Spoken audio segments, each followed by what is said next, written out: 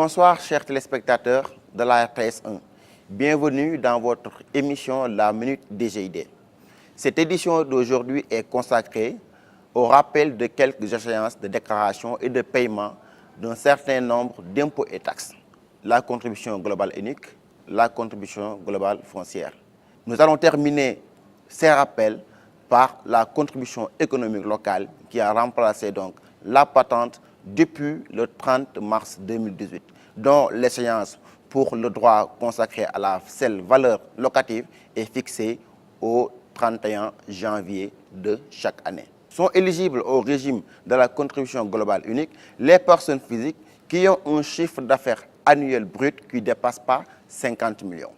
C'est ces contribuables-là qui, avant le 1er mars, doivent aller au niveau du centre de services fiscaux compétent et effectuer leur déclaration. Donc on rappelle seulement que les contribuables ont jusqu'au plus tard le 28 février de cette année pour aller faire leur déclaration selon leur centre de compétence. L'autre impôt synthétique que nous allons partager avec vous, dont l'échéance est fixée au plus tard le 31 janvier de ce mois, est la contribution globale foncière. Les contribuables, personnes physiques qui sont redevables de la CGF, sont ceux qui ont des revenus bruts annuels locatifs qui n'excèdent pas 30 millions. La liquidation est devenue plus simple.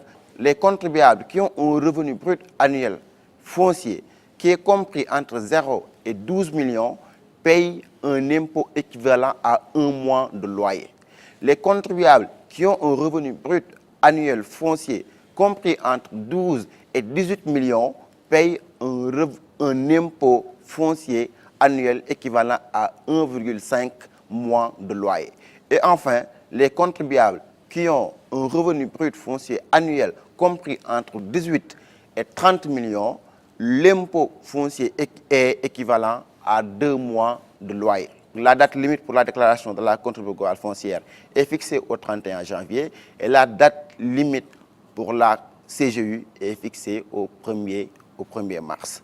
Il convient aussi de rappeler que ce 31 janvier aussi, c'est une échéance pour déclarer aussi la contribution foncière des propriétés bâties. S'agissant de la contribution économique locale qui a remplacé la patente depuis l'avènement de la modification du Code général des impôts en 2018, cette contribution économique locale composée de 2-3, notamment celui assis sur la valeur locative et l'autre assis sur la valeur ajoutée. Il convient de rappeler que sur cette même date du 31 janvier 2018, les contribuables, personnes physiques ou morales, doivent aussi déclarer l'ensemble des sommes versées aux tiers et aux salariés au niveau de leur centre de services fiscaux compétents qu'on appelle communément État 1024.